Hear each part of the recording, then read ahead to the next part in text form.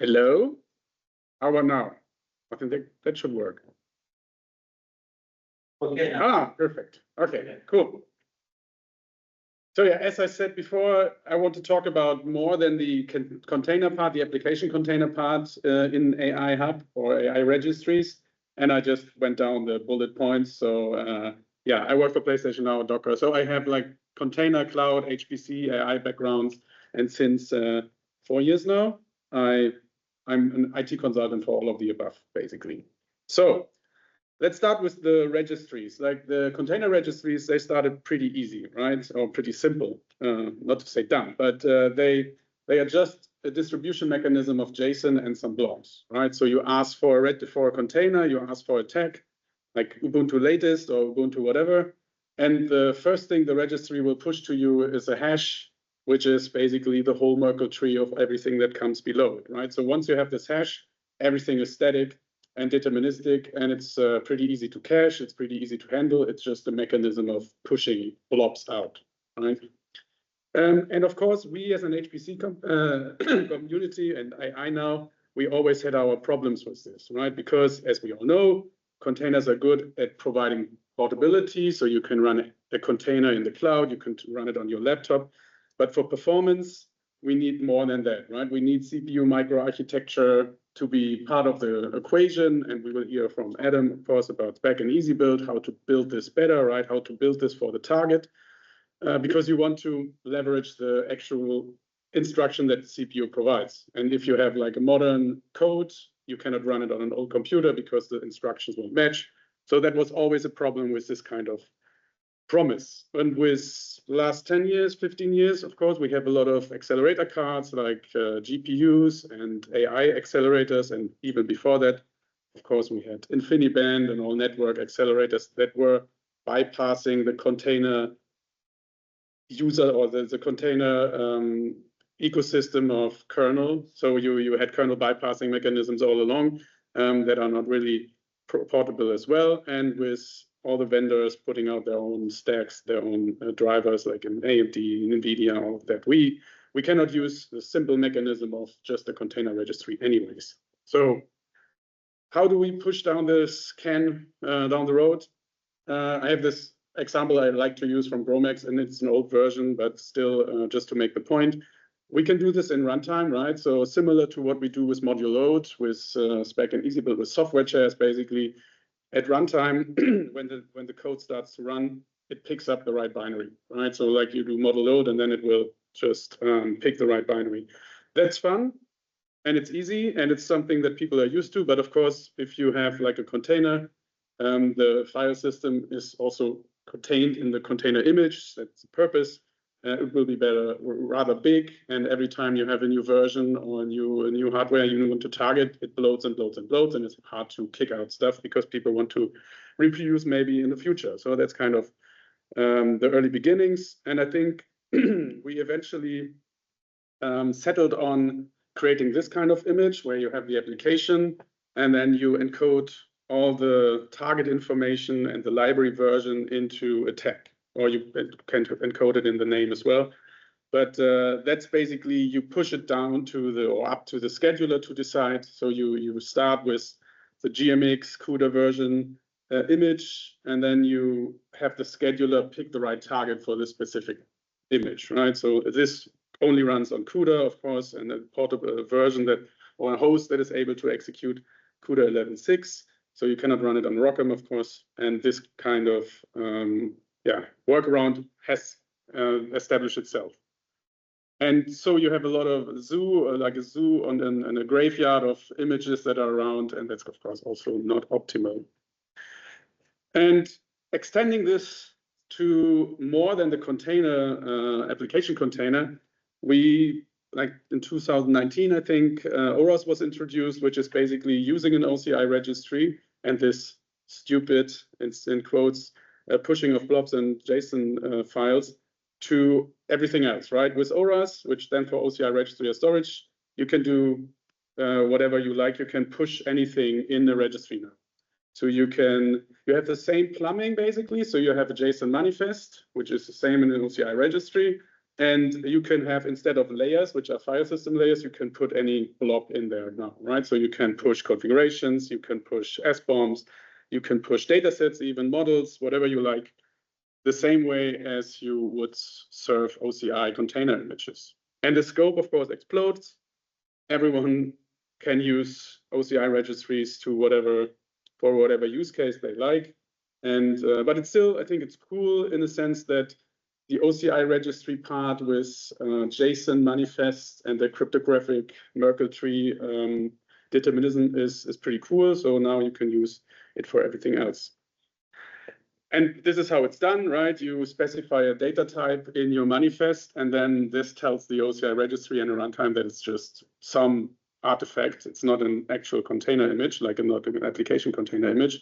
And you can create connections with subjects. So you could say like this Ubuntu 24 image has an SBOM that is referred to, and then you can figure out if there is an artifact for this image. So it's a lot of cool stuff that you can do with ORAS.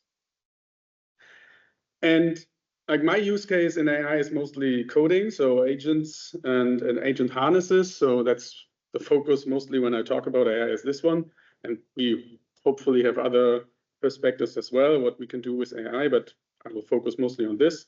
So what is an agent or agentic use case? What do we need? We need, of course, weights and quantizations. So we have like a lot of different weights and a lot of different quantizations for this. And we have different types. So we have GJUF or GIF, or whatever it's called, or MLX for Apple or whatever. There's a lot of different ways of storing the weights. And you have, of course, different quantizations to make it more dense or more fine-grained. Maybe you also have like non-linear quantizations, all this crazy stuff that's going on. Then you reaching back to the application, you also have the runtime, right? So you need something to run the weights. So maybe you have Llama CPP or whatever other runtime you need. And this goes back again to this runtime needs to run on the actual target that you want to run it on. You have prompts and skills. If you have an agent, you want to maybe curate this as well, and you want to push this also in the registry so that someone is able to reproduce the agent environment, not particularly the outcome, because of course the LLM will, depending on the time of day or the sun flares or whatever, will create different outputs, right? So it's not reproducible in the sense of the output, but at least the harness, the work environment can be reproduced. So you need the configuration, you need the prompts, the skills, the MCP servers, whatever. You also need the knowledge, like the RAGs or the vector databases that you use to provide knowledge or session memory or like memory from your own personal experience. So it's kind of a lot of moving things. And I think everything can be stored in an OCI registry using ORAS. There, of course, like we can group it by file type, but we can also group it by behavior. So they are heavy static stuff like the container images, the weights, checkpoints, datasets.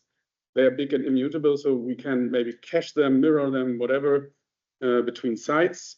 And especially the dataset part, I think if we include everything, then it's going to bloat and it's going to be a very complex thing. But maybe datasets can be managed by some other data management platform. And in science and research communities, we already have them. So maybe we won't need to federate everything. Then there is like vector indices and the corpora of like knowledge that we want to federate as well. And this is maybe not as big as the weights, but still we need to, they change and evolve constantly, and maybe you want to rebuild it on your own behalf. So that's kind of things that we need to synchronize. Then we have the config, the prompts, the skills. They are not really heavy in data, but they need to be version controlled and maybe composed for different use cases. And last but not least, trust. I mean, it was high in the survey, trust and metadata. So if we have an AI hub, we don't want to just serve it. We also want to show it, right? If we look at Hugging Face, and I will have a couple of examples how this looks for the different dimensions here. But in Hugging Face, you have like a model card with explanations how to use it. You have like different links to different quantizations, or maybe like reshuffling of models by different other parties. So we need to somehow also have metadata around this, of course. And what we federate is also like inseparable of who we serve, right? I think as I said, my use case is more the end user who wants to write code or wants to have like an agentic use case. But there are also, of course, other things. Maybe you want to have an inference service for like a long batch job, or you want to focus on the resource provider, so they maybe want to make sure that it's targeted for their hosts, or that they know what's going on, that they have provenance information and quotas. So I think depending on who we want to serve and who we focus on, the focus shifts, of course, a little bit, and maybe also a big part of it is this as well. So we can maybe serve sites that want to inference. So they want to pull a model and they want to have the right quant to fit the node. They want to have the right application container to serve whatever hardware they have. You want to do fine training, so you fine tuning and training shops. So they have a different scope as well. Or maybe the agent builders. I think that's my end user story that I most relate to. You want to maybe create a skill and then have other colleagues use the skill and maybe subscribe to your skills or whatever. So you have a social aspect here as well. And maybe you want to, if I'm like a Go developer, maybe want to subscribe to someone who is a very good Go developer, and you want to subscribe to his environment. And every time you create a new project or a new session, you just get what he's doing, right? So I think that's also a use case. Or if you're teaching and you want the cohort to have the same environment, I think that's also a good use case to work on. And what it unlocks, in my opinion, is we can, for like inference use cases, we can maybe create a model-centric pull, so that you don't say like, I want to run this Llama CPP runtime, but in the other way around, say I want to run this model, and I don't care actually what the runtime is. I mean, that's for the actual sysadmin of the site to decide, right? So you say like, I want to run this model, and then if it runs on Isambard, it's going to use this, and if it runs somewhere else, then it runs something else. So and the configuration also is maybe then defined by the sysadmins, right? I think that's how we deal with applications, anyways, right? So we have easy build a big software share, and we have it also create the modules for all the software for a specific target. And as a user, I don't care, right? I want to run an application, and in this day and age, I want to run a model, and I don't want to deal with all the nitty-gritty how to run it. Then, of course, if you're, and I think that I already iterated on this. So we want to have like trust, we want to have SBOMs, signatures, and all of that. So yeah, I iterated on this already, I think. So, and there's things we want to federate, I think. And there are other things that we maybe don't, right? And not only can we reproduce it somewhere else, but maybe we want to keep it locally, right? So now, as we all know, if you, for instance, if you have an open source project or a project that has a very good documentation, it's very easy now to say like paste and prompt, right? So you can recreate something just by copying the documentation or linking your agent to the documentation, and it will just create everything. So maybe there's stuff we want to make public, and there's stuff we want to keep private, and we don't want to push maybe a lot of data around. So there's like a discussion to have, what do we federate, what do we not federate as well. Okay, and now like a non-exhaustive list of the current ecosystem, just examples. Of course, we all know Docker Hub, and there's other container registries, even though this also serves models now, so there are like different registry types now, but Docker Hub was the first container registry, I think, more or less. Then there is Hugging Face, of course, which serves models, and you can link your own distillation of the model or your own quantization of the model as well. So it's also a good way of exploring what other quantizations are around. And nowadays, you can also link data sets, and you have spaces where you can create little examples to experience the model. And this one I think is very interesting as well. It's Agent Registry, is an open source tool to create, like as the name suggests, like an agent registry. So you can curate skills, prompts, you can create agents, and you can also deploy them directly, which is also fun. So this was also an inspiration for this talk as well. Okay, so we don't have one ring to rule them all. So what might we want to do? And as I said before, I think we want to be more like we want to be a model hub. We want to also use, I think we should use an OCR registry because it's a pretty good way and efficient way to distribute stuff. And with ORAS, we can curate anything or put there whatever we want. And we already have experience how to build and serve and share applications. And I think we will hear from Adam about this in the afternoon session as well. But it's not only the software stacks, it's maybe more importantly the model weights and the rest of the ecosystem. That's also important. And depending on the use case, we need to also make sure that we are able to provide training jobs, that we have agent harness configuration and whatever comes next week, right? I mean, there's an explosion of use cases and different projects around AI. So we need to be flexible to also allow other use cases to be added to this AI hub. Okay, and this was like the first part of my session. The next one I would like to give like a practical example of how this might look like in the future. And this is a project that I started like 6-7 years ago, I think, which was first only targeting HPC use cases. So I wanted to have like a registry that is aware of the hardware target that it runs on, or like the application runs on. And this evolved over time to more than that. But the idea is, as I said before, we can run this, or we can solve this at runtime, like we do with module load. We can do this in the scheduler, as we do with this weird naming convention, right? So you say like, this is a CUDA 11 container, find me something where I can run it on. And I think the better approach is to solve this as distribution time. So if someone asks for an image or asks for a model to run, the registry should be smart enough to say like, okay, this guy is an H100 with an Intel CPU. So I serve the right image for this because I know who it is, right? And I don't need to provide, and I don't need to play dumb and say like, okay, I don't know what you are, because mostly I know who he is. And this is what I set forth to do. And I created MetaHub. It's like an OCI distribution performance compliant runtime distribution OCI registry. And this is how it works, right? So the simple mechanism is first like you log into MetaHub registry and you run a normal container. This Cube F-test is just a test container, a couple of megabytes big.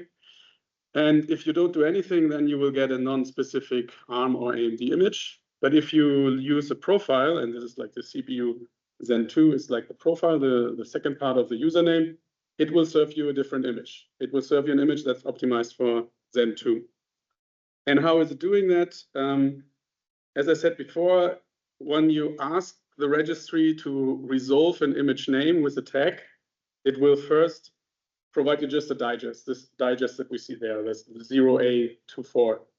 And from then on, everything is fixed, right? But what MetaHub does, it knows what the profile is, and it will serve you different image indexes. So the digest will differ depending on what your actual profile is. So this is the generic one, just a generic ARM and AMD manifest list or image index. And if you log in with something else, like Zen 2, for instance, you get a different image because I can make this resolution of tag to digest. I can decide what to do with it. So what I can do with it is like I can, and I think I have an image here. So I can create a very specific image for like my 3060 gaming GPU at home, which is only 1.7 gigabytes big. If I would use the upstream image from CUDA, it's like 3.6 because it needs to serve all the different GPUs around in the CUDA ecosystem. And yeah, I only have like half the size. I can iterate much faster with this, right? Because I only target one specific target, so I can iterate on this target without interfering with the other targets. So if I have 6 different targets and different operating systems on them, I can very narrowly say like I want to have this, and I can make it fail fast, and because it's so precise, right? So I can say like I updated the underlying CUDA version. I can just create this image for this specific target with a new operating system, and off we go.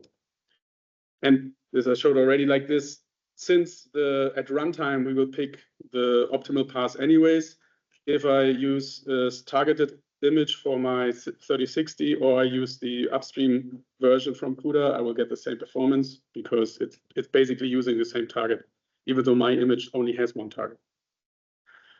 And the other thing I can do, this is like the application being specific for the actual target. What I also can do, because I have control over the manifest anyway, so I can change everything I want. So I can inject new layers. I can also change the configuration. So imagine you have a policy where users in an environment, in a sandbox, can pull down upstream images from anywhere.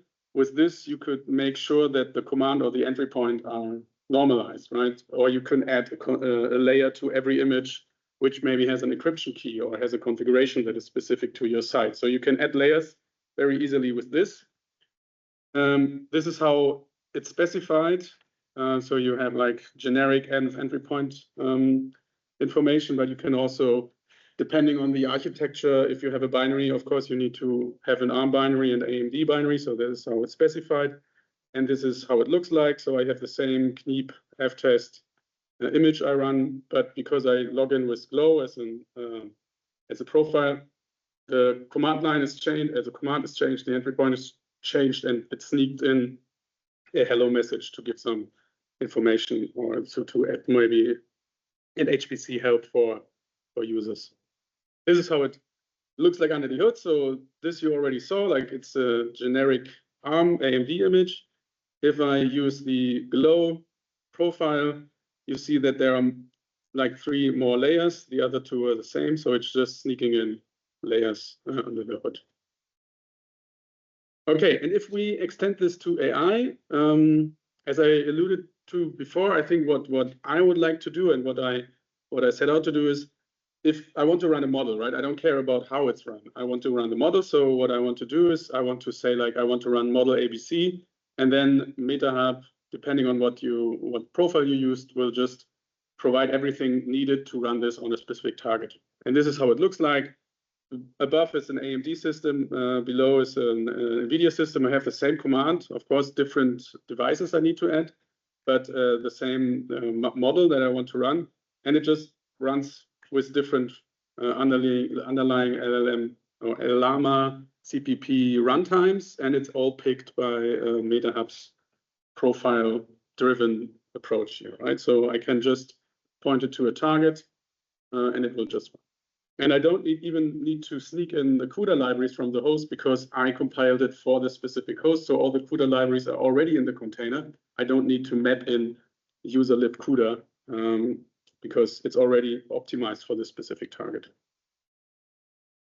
Okay, so this is, I think, basically my talk. I mean, 2 minutes left, but I think we, as the workshop says, like application container, and I think it's much more than that. So it's not only I mean, maybe the application is even the least important part, actually, because I think we should also think about models. We should also think about configurations. We should also think about skills, MCP, all this stuff that is surrounding AI and that's extending AI and is extending every week. I think that's what we should think about. And MetaHub is one way of dealing with a couple of those problems.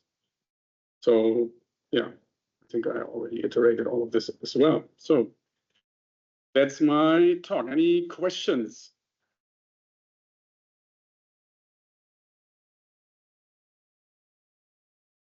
Can you go back to the layer sneaking exercise and do that flip between the IS and the shard, right? So the shard 2x6 does change, I expect. If the shard 2x6 didn't change, that would be a... Yeah, that would be just wrong. So when you say it's still content addressable, that means that I guess the layer 1 and layer 2 digests still yeah, so I mean, so the container itself is the same, but the layers are. I could show you, I think. So as I said,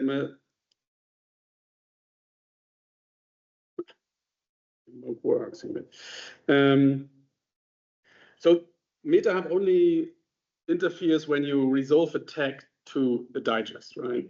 But what you can do is, and I hope it's in the history somewhere.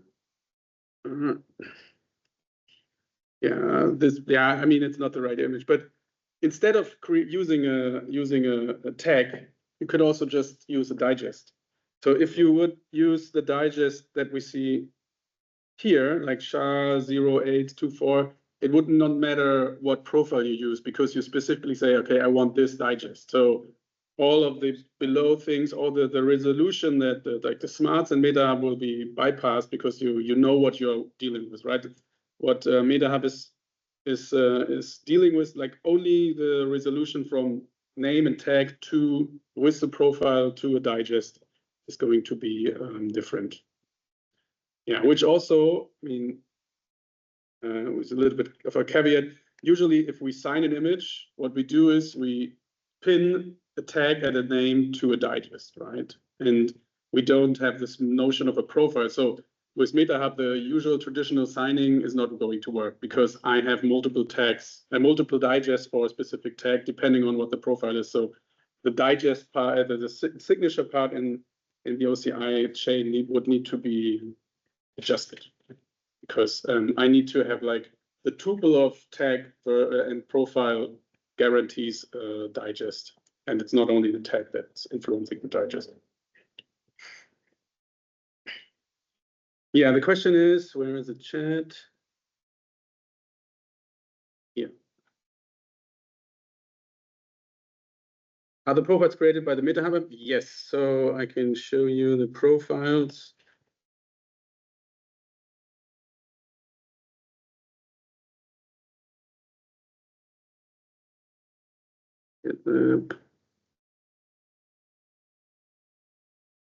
So this is the repository of all the profiles and collections and models. So the simple one would be this, right?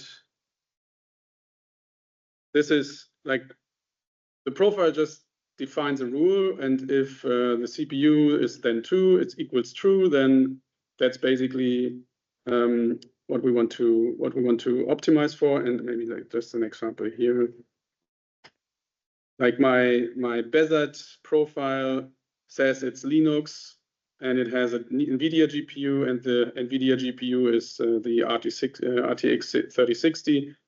My frame laptop at home is a Strix Halo, so it has this model, AMD model. And if we look at the collection here, like I have collapse this. So I have like a normal ARM image, a normal AMD image, and then I have 2 specific images, the Zen 2 and the Zen 3 image. This is how you specify like the KNEEP ftest latest tag is defined by this basically.